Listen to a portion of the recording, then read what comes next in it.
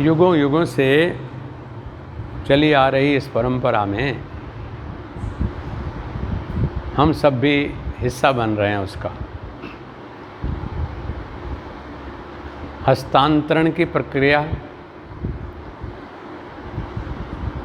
रूपांतरण की प्रक्रिया।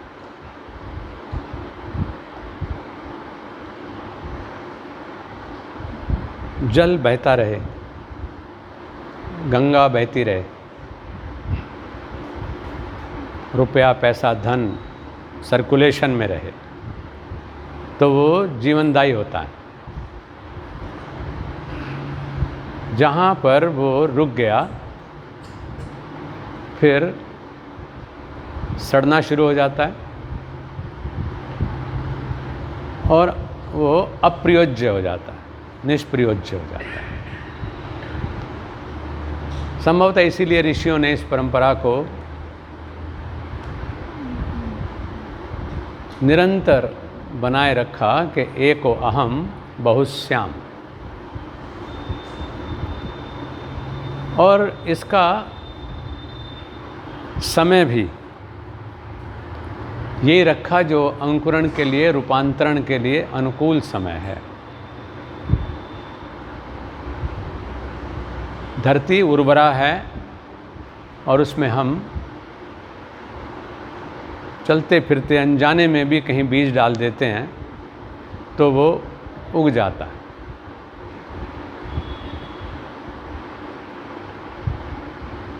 और तो और अगर सचमुच राम भरोसे हो जाएं तो फिर तो पत्थर में भी उपज जाता है।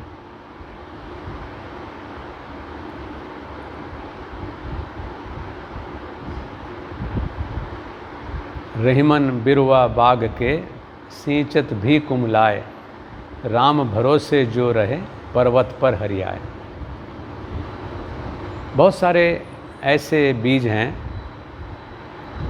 जिनको कोशिश करके हम नहीं उगा पाते। श्रद्धा और विश्वास से वो उग जाते हैं। जो सबसे ज़्यादा जीवनदायी वृक्ष हमारे लिए हैं, सर्वाधिक उपयोग, वो हैं पीपल और बरगद। जीवनी शक्ति देने के लिए, ध्यान देने के लिए, एकाग्रता देने के लिए, विकारों का शमन करने के लिए और शक्तियों का उत्कर्ष अभ्युदय करने के लिए। पीपल और बरगद। और ये उगते कैसे हैं? अपने आप पक्षी खा लेते हैं, आप कोशिश करें तो नहीं उगेंगे। उसके बाद तब उन्हें अनुकूल प्राकृतिक वातावरण में वो टेम्परेचर मिलता है, वो प्रोसेस मिलता है और फिर कहीं ईंट पर, कहीं पत्थर पर, कहीं दीवार की खोखर में और कहीं नहीं तो किसी पेड़ के ऊपर ही, हर जगह उगेगा। क्योंकि वो पूरी तरह से राम भरोसे वाली स्थिति हो गई।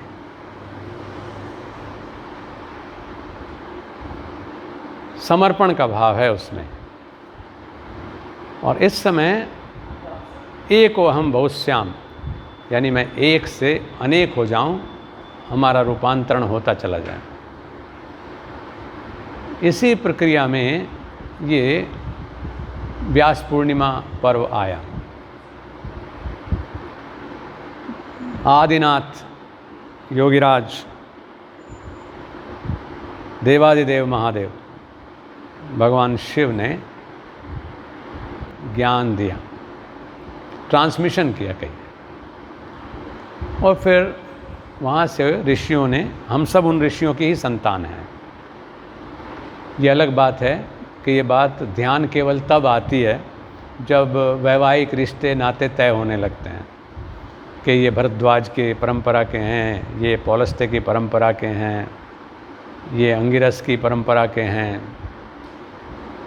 वरना ध्यान ही नहीं आता, इतना उलझे रहते हैं। तो उस परंपरा में अष्ट चिरजीवी भी हुए। वो सब वो लोग हैं जो धर्म के मूर्तमान रूप हैं, गुरु हैं।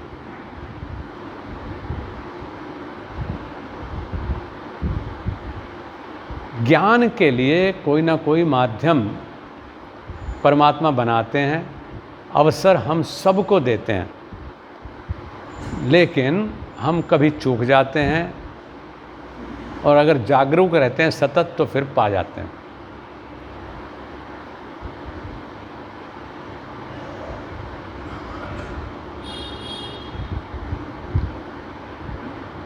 मतलब कितने रूपों में उसने दिया है।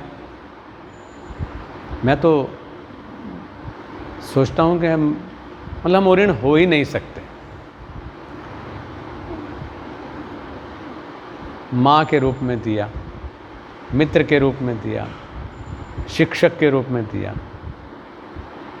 बच्चों के रूप में दिया, जिज्ञासु साधकों के रूप में दिया, हर रूप में। और स्वार्थ भाव में तो मैं सोचता हूँ कि मैं उससे ऋण होना भी नहीं चाहता, क्योंकि ऋण हो गए तो तू अपने घर राजी, हम अपने घर राजी। इसीलिए कहते हैं कि गुरु ऋण जो है उससे हम मुक्त नहीं हो सकते। और मैं तो कह रहा हूँ ना कि होना भी नहीं चाहते, क्योंकि मुझ पर ऋण है, इसीलिए उनकी नज़र बनी रहेगी कि इसने अभी हिसाब ही नहीं चुकाया। अगर किसी से कर्ज़ा लिया हुआ, आपने बैंक से कर्ज़ा लिया भी वापस कर दिया, पूरा महाजन का वापस कर दिया, तो उसके बाद आप याद नहीं करेंगे उसको, वो भी नहीं आपको याद करेगा। तो ये गुरु ऋण ऐसा है। अगर अक्षर ज्ञान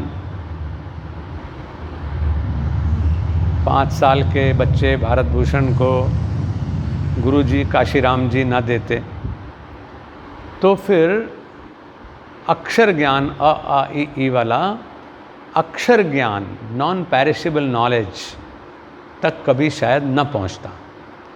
तो आज जितनी बड़ी इमारत खड़ी हुई है, तो जिन्होंने अ बोलना सिखाया, और सबसे पहले तो शुरुआत वहीं से हुई।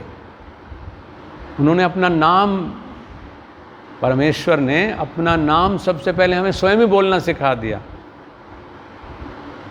जब जब हमने ओ माँ, ओ माँ, उसको अब हम ओम भी समझने लगे कि अच्छा ये ऐसे था। हम तो माँ को ही पुकार रहे थे। तो उसने जन्म के साथ ही हमें अपना नाम पुकारना सिखा दिया था, लेकिन बराबर शिक्षक हमारे साथ लगा रहा माँ के रूप में।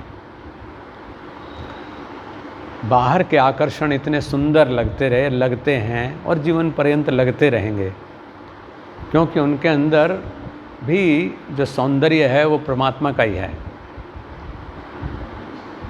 और गड़बड़ी ये होती रहती है कि रास्ते की रौनकें इस कदर रास आई मुझे, लौट फिर आता हूँ जा जा के मंजिल के करीब। परमात्मा का अस्तित्व चारों तरफ दिखता है, उसको जानते हैं, मान भी जाते हैं, लेकिन फिर उसके बाद रौनक की तरफ फिर लौट आते हैं। बस यही थोड़ा सा समझने का होता है। रौनक ख़त्म नहीं होगी, क्योंकि सोर्स से हम जुड़े रहेंगे, जड़ से जुड़े रहेंगे, तो फिर छाया भी मिलेगी, पेड़ भी मिलेगा, लकड़ी भी मिलेगी, हवा भी मिलेगी, फल भी मिलेगा, और आगे अनेक बीज भी पलते रहेंगे। और अगर सोर्स से कट जाएंगे तो फिर इस रूप को, इस माया को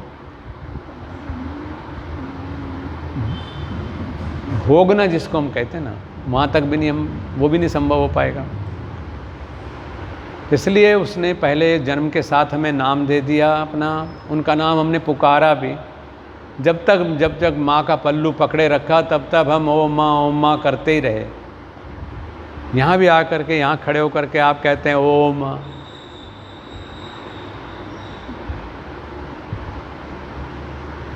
लेकिन उन रौनकों में हम ऐसे उलझ जाते हैं, और कई बार रौनकों को और उनको भी बहुत सारे रूप हैं, क्योंकि कर्षयति इति कृष्ण, जो भी आकर्षित करता है अपने ओर, तो वो सब आकर्षण की क्षमता है उसमें। दुख भी बहुत बड़ा आकर्षण है, हम उसको भी भूलना नहीं चाहते। चाहे तो इसी पल उसको हम डिस्कनेक्ट कर सकते हैं अपने आप से। जिन जो हमें तरसाने वाले हैं उनको इसी समय हम डिस्कनेक्ट कर सकते हैं। जो भी प्राप्तव्य है उसको हम इसी पल प्राप्त भी कर सकते हैं, क्योंकि प्राप्ति, बंधन, ये सब हमारा विषय है, मन का विषय। मुक्त होना वो साधना है, मुक्ति में जीना वो साधना है और गुरु कृपा है। गंगा गंगा भी बनी रहे, समंदर समंदर भी बना रहे और लय भी बना रहे। ध्यान करो उस दृश्य का, जहाँ पहले अपनी अपनी जगह से नदियाँ आ रही हैं, गंगा अपनी, सरस्वती अपनी, जमुना अपनी, फिर वो त्रयमेकत्र संयम है, इड़ा पिंगला सुषुम्ना संयम, ध्यान अवस्थित तद्गतेन मनसा, और उसके बाद यात्रा जीवन भर की लंबी, बंगाल की खाड़ी तक, और फिर वहाँ पर चलते चलते सहज रूप में समंदर होना, कोई संकोच नहीं कि मैं इसमें मिल गई तो मेरा नाम मिट गया। और जैसे ही वो मिलन हुआ तो समंदर भी बन गया और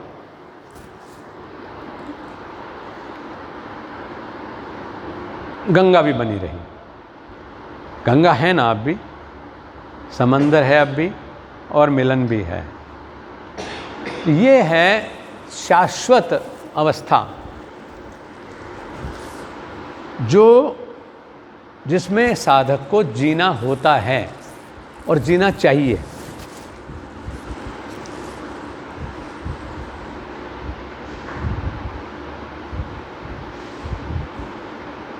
दूसरी चीज़, ये जो गुरु शिष्य का नाता है, मैंने कहा कि परमात्मा सबसे बड़े गुरु दुनिया में आ गए तो भटकने से कदम कदम पे रोकने के लिए माँ के रूप में गुरु, फिर सिखाने के लिए, लोग तो कहते हैं सीखने के लिए हमें शिष्य बनना, तो मैं सोचता हूँ सिखाने के लिए संतान आ जाती है, शिष्य आ जाते हैं। जिनके विश्वास को ज़िंदा रखने के लिए, जिनकी अपेक्षाओं पर अपना धर्म निर्वहन के लिए नींद खोनी पड़ती है, खो जाती है, और फिर वो हमको बहुत कुछ सिखाते हैं।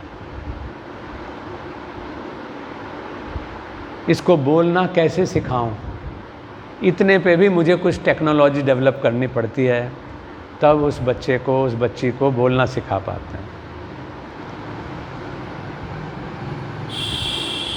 इसका भीड़ से कोई लेना देना नहीं होता। प्राय क्योंकि जो दुखी है, जिज्ञासु है, उत्सुक है, वो तो चाहता है मुझे कहीं से भी कुछ भी मतलब प्राप्ति होनी चाहिए, और वो अपेक्षा गलत नहीं है, वो एक लालसा है जो हमारे अंदर जीवन होने का प्रमाण है। चाहे वो दुख की निवृत्ति के लिए हमें लालसा है, चाहे वो जहाँ हम खड़े हैं उससे और अधिक प्राप्ति के लिए लालसा है, वो होनी ही चाहिए, वो हमारा स्वभाव है।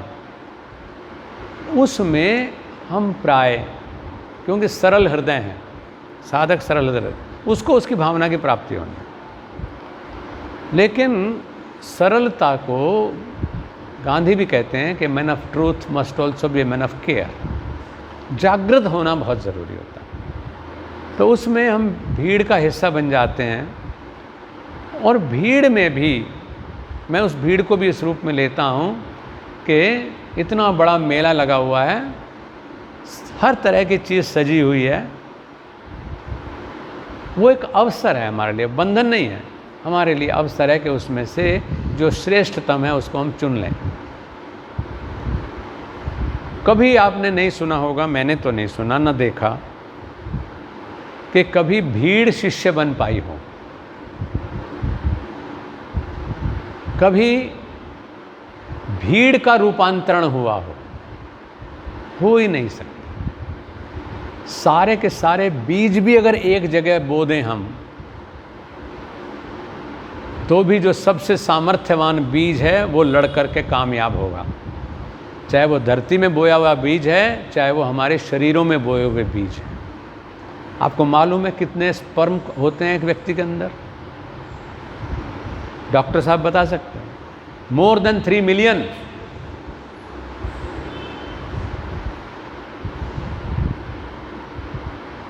इससे भी ज़्यादा। और जब रूपांतरण होना है तो एक कामयाब होता है, जो फिर नवजात शिशु के रूप में हमारे सामने आता है। ऐसे ही बहुत सारे, ऐसा ग्रोथ सबकी होगी। जो जो संघर्ष करेगा, जो जो साधना करेगा, जो जो स्वयं को तपाएगा, विकसित हर कोई होगा। लेकिन उतने के बाद भी विवेकानंद कितने बने? क्या रामकृष्ण परमहंस के पास एक ही चेला था? नहीं, सदानंद भी थे और बहुत सारे थे। विरजानंद जी के पास क्या कम थे? लेकिन दयानंद कितने बने?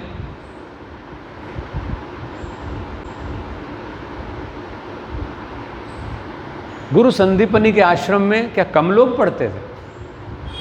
कृष्ण कितने बने? वशिष्ठ के आश्रम में क्या एक ही? लेकिन राम कितने बने? गुरु ने शक्तिपात किया, बिखराए बीज, एक जगह डंप नहीं किए। और यही जो बिखराने की प्रक्रिया है, यही है ये व्यास पूर्णिमा, कि हम सब सीपी का मुंह खोल करके तैयार रहें। हम सीपी हैं। वर्षा हुई है, स्वाति नक्षत्र भी है, अनुकूल समय है। क्योंकि सीपी वैसे ही मुंह बाए बैठी रहे, उसमें आप पानी नहीं, बूंद नहीं, पूरी बाल्टी उंडेल दो, कुछ नहीं होने वाला। लेकिन अनुकूल समय, अनुकूल सुपात्रता, और उस समय एक बूंद स्वाति नक्षत्र की पड़ी और उसके बाद सीपी ने संतोष किया। ये नहीं कि आज तो हम तो 5 दिन से जा रहे, गुरुजी ने कुछ बताया तो है ही नहीं। क्यों भाई? ठेका ले रखा। होता है, निकल जाती है बात। तो जैसे ही अवसर मिला, हम तो जागे हुए थे ही, झट से सीपी ने अपना मुंह बंद किया और अपना प्रोसेसिंग में चली गई। बाकी सारा पानी बेकार बह गया, लेकिन जो बूंद सीपी ने ले ली थी वो ही मोती बनी, बाकी नहीं। तो इस अनवरत वर्षा में हम बहुत बार ये उम्मीद कर लेते हैं, निश्चित रूप से हर चीज़, कोई भी एक्शन निष्प्रभावी नहीं होता। ऐसे समझदार भी होते हैं, सड़क में भी मिल जाएंगे, अजी सिर पे हाथ रख दो, निकर क्या रूपांतरण हो जाएगा। हाँ, इतना हो गया कि उसे अच्छा लग गया। वो जिस दुख में था तत्काल थोड़ी देर के लिए बाहर आ गया, जरा सा उसे उबरने का, विचारने का मौका मिल गया, उसने अपने आप को बेहतर फील करने का सौभाग्य प्राप्त कर लिया। लेकिन वहाँ भीड़ में, उस बाज़ार की भीड़ में, उस हबड़ तबड़ में ये संस्कार नहीं होता जो हम यहाँ प्राप्त कर रहे हैं, जो हम 1 to 1 प्राप्त करते हैं। तो इसलिए मैंने कहा कि रूपांतरण जो है वो एक का विषय है। यहाँ तक कि हमारा परिवार भी उस रूपांतरण में पूरा का पूरा रूपांतरित नहीं हो सकता, उसमें भी इक्का दुक्का होंगे। हाँ, लाभान्वित हर कोई होगा, लाभान्वित हर कोई। IAS का परिवार है, तो उस आईएएस का परिवार होने का सौभाग्य हर को प्राप्त है। लेकिन सारे बच्चे आईएएस नहीं बन जाएंगे। उनमें से एक आध जिसने संस्कार को जितनी गहराई से पकड़ लिया उतना वो रूपांतरित हो गया। दो चीज़ें हमें ध्यान रखनी चाहिए। पहली सतत जिज्ञासा और दूसरी धैर्य। देखो दोनों चीज़ साथ साथ हैं। सतत जिज्ञासा भी रहनी चाहिए। बहुत बार क्या होता है, अजय हमने तो बस सब्र कर लिया, बस जब कभी गुरु कृपा होगी तो देखा जाएगा। भाई वो कभी नहीं होने की। हाँ, अगर सतत जिज्ञासा है तो अंतरिक्ष से परमात्मा भेजेंगे आपके पास।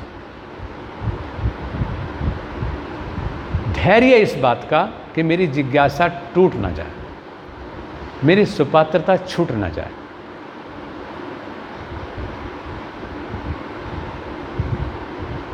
और धैर्य जो कहा वो ये है कि थोड़ा सा ठोक पीट वाली जो चीज़ है वो झेलने की आदत होनी चाहिए। रिएक्शनरी नहीं होना चाहिए। जो याचक है वो रिएक्शनरी कैसे हो सकता है?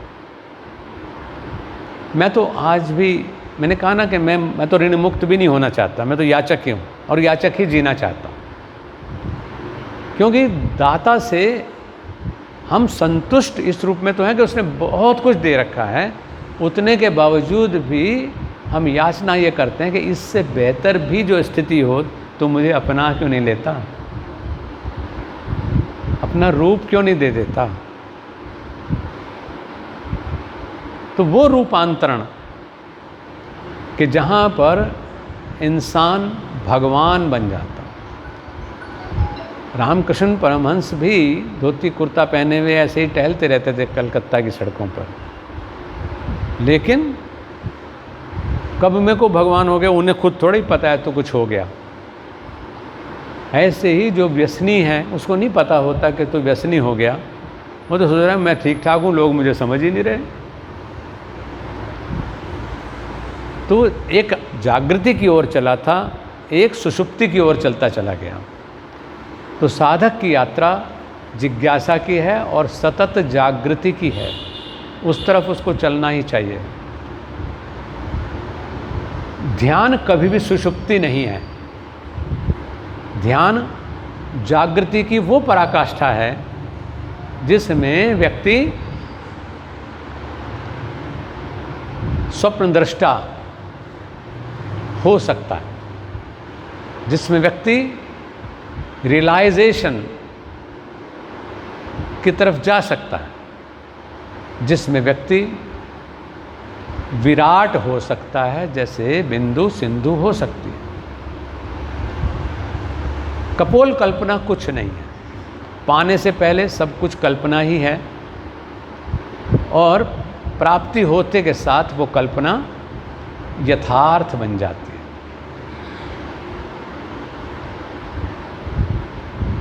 गुरु कभी भी बांधता नहीं है,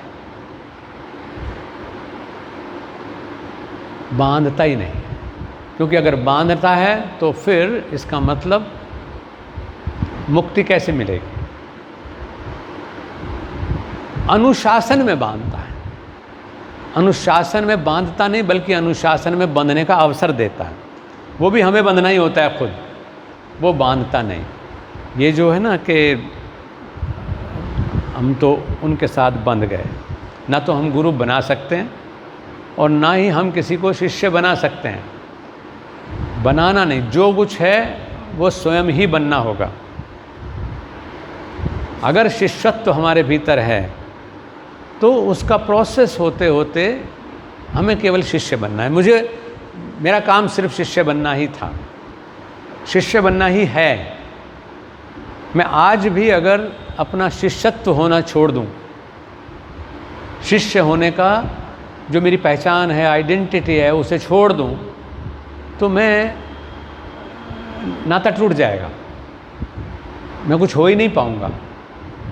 यानी गुरुत्तम पद को, गुरु ही नहीं मैं कह रहा हूँ, गुरुत्तम पद को पाने के बावजूद भी उस गुरुत्तम पद पर पहुँचे हुए व्यक्ति को अपने अंदर के शिष्यत्व को जिंदा रखना होगा, वो बहुत ज़रूरी है। और उसके बाद जब रूपांतरण की प्रक्रिया होती रहेगी तो मतलब कोई एक पल, वो तो पौधा तो बना हुआ हमें दिखाई देता है, लेकिन हर पल उस 21 दिन का रूपांतरण का ही पल था, लेकिन वो दिख नहीं रहा है, इसलिए हम उसे मानना नहीं चाहते। जिस घड़ी हमने गुरु के आश्रम में चौखट में पैर रख दिया, माथा टेक दिया, तो रूपांतरण तो संकल्प के साथ ही शुरू हो गया, और उसका विकसित रूप जो है वो कोई ज़रूरी नहीं कि क्योंकि वो शरीरी होता ही नहीं है गुरु। अगर वो शरीरी होते, शरीर में अवतरित हुआ कुछ समय कोई शक्ति, अब वो शरीर तो उनके चले गए, लेकिन उन विभूतियों के, उन गुरुओं के आज भी हम नाम ले रहे हैं, कृतज्ञता से ले रहे हैं। कबीर का नाम लेते लेते, रैदास का नाम लेते लेते नानक तर गए, नानक का नाम लेते लेते आगे पूरा खालसा पंथ तर गया। सारे के सारे रामकृष्ण और व्यास का नाम लेते तर गए। तो हमें व्यास होने की तरफ, रूपांतरण की तरफ बढ़ना, और व्यास होना तभी संभव होता है जब आर पार हो जाए, यानी हम समग्रता की स्थिति में आ जाएं, वरना तो परिधि पर ही घूमते रहेंगे। और हम अधिकांश लोग यही करते हैं, परिधि पर अपने खेत के चारों तरफ घूम लेंगे, माता पिता की परिक्रमा कर लेंगे, देवस्थान की परिक्रमा कर लेंगे, ज्ञान की भी, वेद की परिक्रमा कर लेंगे, परिधि पे घूमते रहेंगे। लेकिन थोड़ा केंद्र की तरफ बढ़ें, अपनी भी परिधि पर ही हम रहते हैं ज़्यादातर। ये वाला व्यक्तित्व अपना अपना सब देख सकते हैं इस समय, लेकिन उसके भी केंद्र में नहीं जाते। पहले केंद्र में जाएं, थोड़ी देर ध्यान की अवस्था में आकर के प्रतिदिन, और फिर केंद्र से भी आगे जाएं, यानी सतत विस्तार। तब जा कर के फिर जैसे इधर से वहाँ तक केंद्र तक पहुँचे थे, तो केंद्र से फिर जा कर के हम व्यास बनते हैं कि आर पार की स्थिति हमारी हो जाए।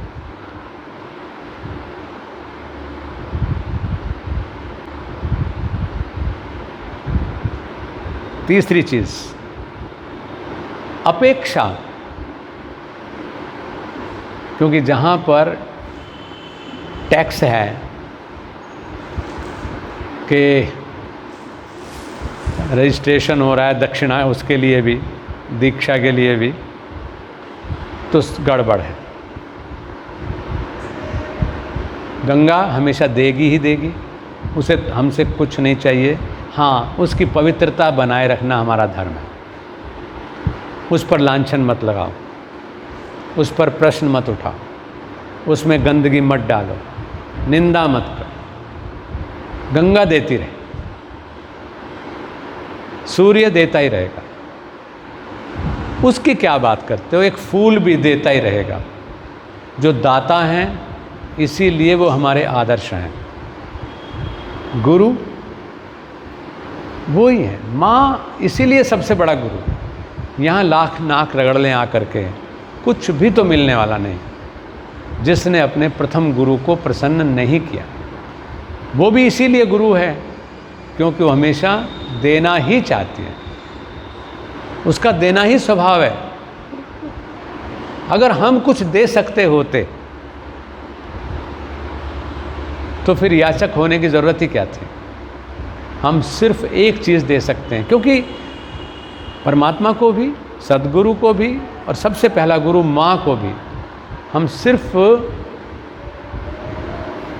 उनसे प्राप्त करने लायक बने रहें, इसलिए एक चीज़ केवल दे सकते हैं, और वो है, क्योंकि और कुछ हमारा क्रिएटेड है ही नहीं।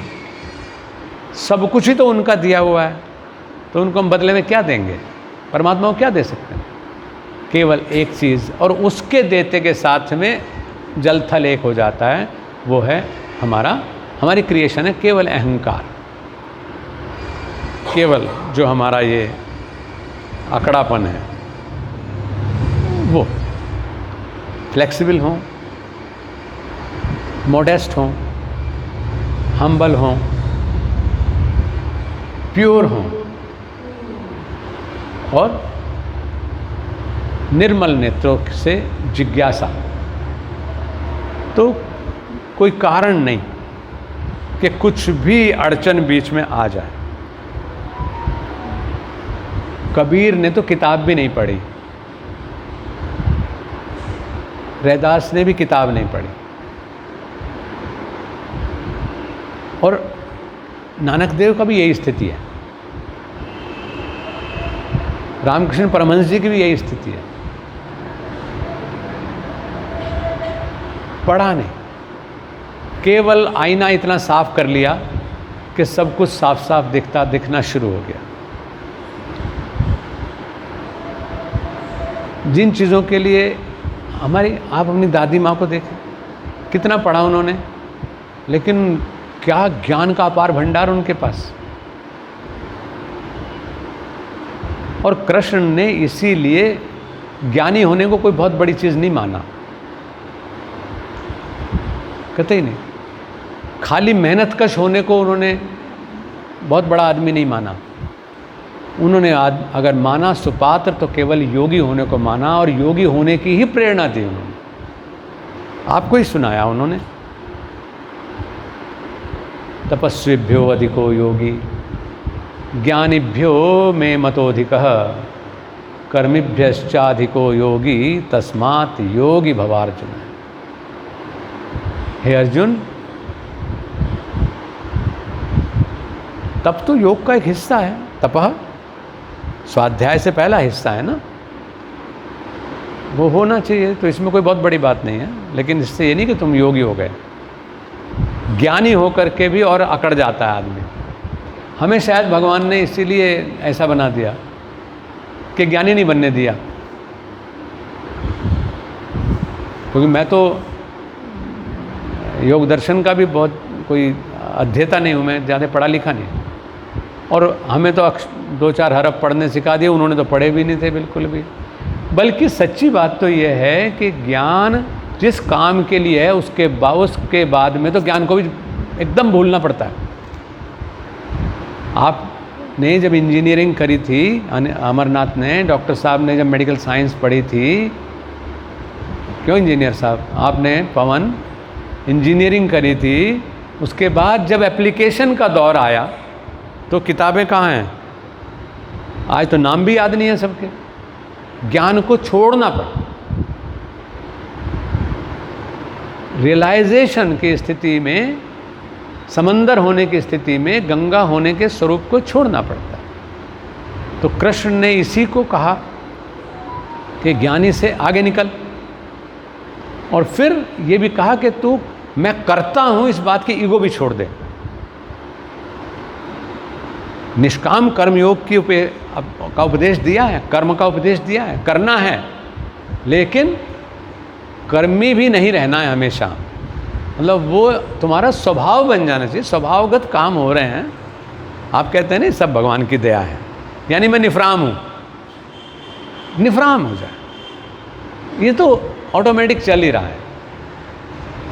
तस्मात् योगी भवार्जुन, तू अलूफ हो जा, बंधन से मुक्त हो जा, और ऐसा हो जा कि पद्म हो। इसलिए पद्मासन लगवाते हैं आपको, कि आपके ऊपर कोई बेअसर हो जाओ, बिंदु भी न टिके इस माया का। तो व्यास पूर्णिमा पर अंतिम चीज़ ये कि हम अपने अहंकार को छोड़ने की या तरफ बढ़ें, उस तरफ चलें। जितना जितना वो होता जाएगा उतना उतना प्राप्ति होती जाए। श्रद्धावान लभते ज्ञानम। जब ईगो छूटती है तब, यानी श्रद्धा का भी जुड़ना और ईगो का छूटना वो भी साथ साथ है, रूपांतरण की प्रक्रिया है। रूपांतरण की प्रक्रिया है, बीजारोपण से होकर के प्रोसेस से गुजरने तक और उसके बाद पूर्ण होने तक, और वो भी मरण के बाद नहीं होगा। जीते जागते ही हमें मुक्ति में जीना होगा। ये है उपदेश कि हम मुक्त भाव में रहना शुरू करें। जो आदमी मुक्त भाव में नहीं रहेगा वो मुस्कुरा नहीं सकता, वो हंस नहीं सकता, वो आनंदित नहीं हो सकता, वो दाता भी नहीं हो सकता। दाता होने के लिए पूर्ण, और इसीलिए शायद गुरु लोगों को, माता पिता आचार्य, इनको ऊंचा स्थान दे देते हैं कि वैभवम प्राप्यते दानात् न तो वित्तस्य संचयात् स्थिति उच्चैः पयोदानां पयोधीनां अधः स्थिति।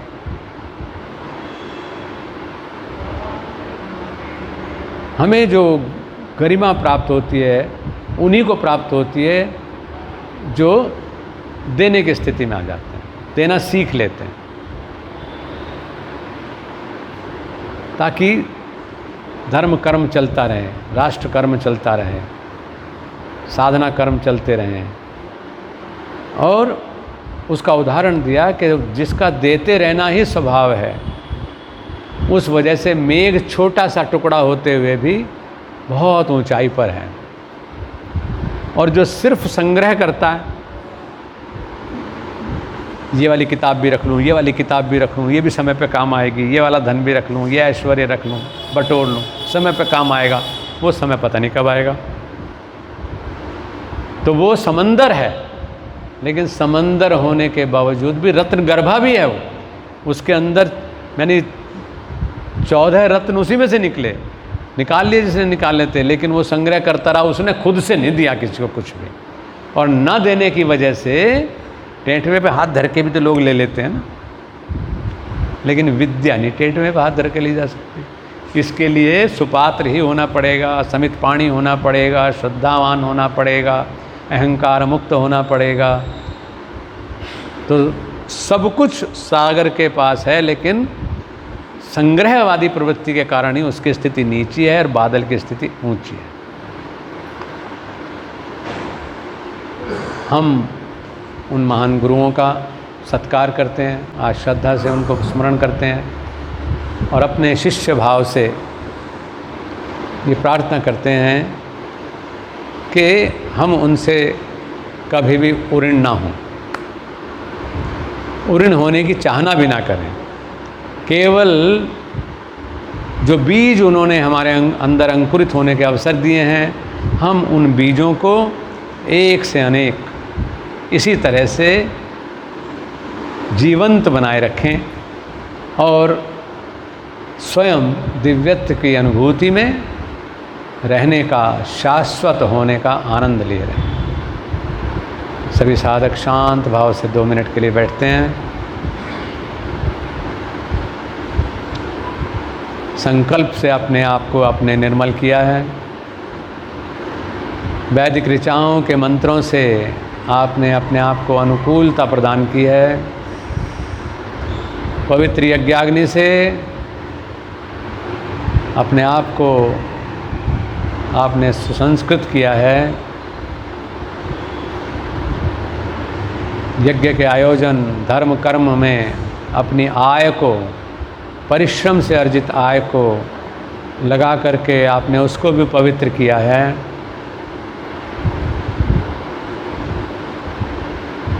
आनंद दिया है एक दूसरे को, तो देने की स्थिति में भी आप हैं।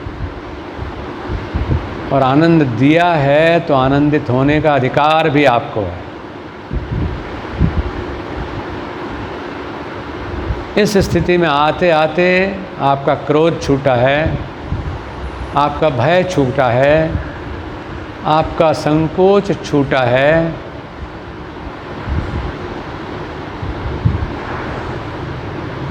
अभेद की स्थिति में आप हैं, द्वैत छूटा है। अयम निजपरो वैति गणना लघु चेतसाम उदार चरितानाम तो वसुधैव कुटुंबकम। आपने आपको अब इस रूप में देखें शांत, सहज,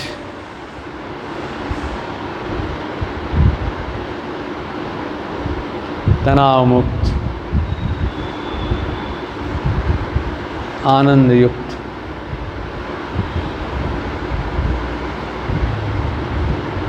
न तत्र रोगो न जरा न मृत्यु,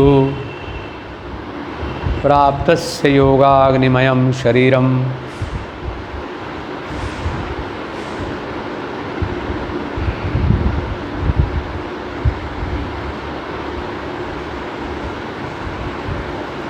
एकदम शांत, शुद्ध बुद्ध, कोई प्रयास नहीं, सिर्फ रूपांतरण। श्वास भी मंत्र हो जाए, जो मंत्र जन्म